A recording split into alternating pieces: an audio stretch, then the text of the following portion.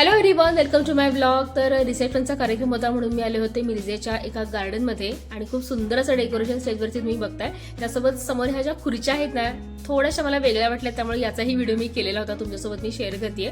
कार्यक्रम तसा उशिरा सुरू झाला म्हणायला हरकत नाही, कारण लोक 8:30 वाजले तरी आलेले नव्हते, पण आम्ही 8 वाजता कार्यक्रम सुरू केला होता. आणि हे जे नवरा बायको दिसत आहेत त्यांची एंट्री तर रात्री 10 नंतर झालेली होती, पण आमचा कार्यक्रम आम्ही छानपैकी संपन्न केलेला होता. त्यामुळे त्यांनी आम्हाला सांगितलं की ऑलरेडी कार्यक्रमाला उशीर झालेला आहे, आम्हाला यायला उशीर झालेला आहे, तुम्ही जेवण करून जाऊ शकता. थोडंफार खाल्लं आणि मी घरी आले. त्यानंतर हा आहे दुसरा दिवस. चंदन बटव्याची भाजी आठवडी बाजारामधून आणलेली होती आणि मला खूप उत्सुकता होती, कारण मी पहिल्यांदा आणलेली होती, मी पहिल्यांदा करणार पण होते आणि पहिल्यांदा खाणार पण होते.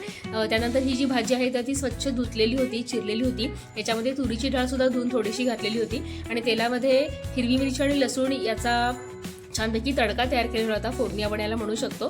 तुम्हाला हवा असेल तर याच्यामध्ये शेंगदाण्याचा कूट सुद्धा तुम्ही घालू शकता.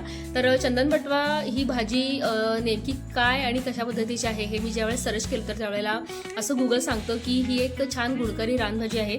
याच्यामध्ये कॅल्शियम, फॉस्फरस मुबलक प्रमाणामध्ये आहेच आहे, पण फायबर आणि आयर्न डेफिशियन्सी ज्यांना आहे तर त्यांनीही चंदन बटव्याची भाजी जी आहे तर सीझनल आहे ही भाजी, तर ती अवश्य खायला पाहिजे. याचे खूप चांगले फायदे, पौष्टिक फायदे तुमच्या शरीराला होऊ शकतात. त्यामुळे ही भाजी मी आणलेली होती आणि केलेली होती आणि छान झालेली होती. म्हणजे तांदळीची भाजी कशी असते ना, तर थोड्या प्रमाणामध्ये ही भाजी लागते आणि बघू शकता तुम्ही अशी दिसते आणि थोडीफार करडईसारखी पण मला ही वाटत होती.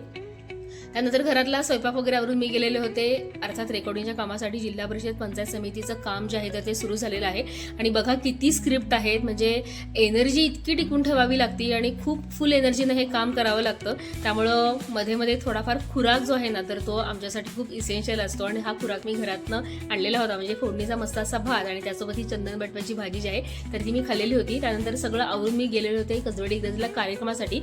एंगेजमेंट सेरेमनी होती त्यामुळे मी गेलेले होते. इथं फारसं काही शूट करायला चान्स होता, कारण भरपूर गर्दी होती, पण जेवढं मला शक्य झालं तेवढं मी तर शूट केलेलं आहे. आणि मुलीच्या घरीच हा कार्यक्रम होता, त्यामुळे खूप लिमिटेड लोक होती. आणि यानंतर मस्तपैकी जेवणाचा आस्वाद घेतला आणि मी घरी आले. या सोडवरती याचा हा छोटासा व्लॉग इथं संपवते. आवडला तर लाईक करा. बाय.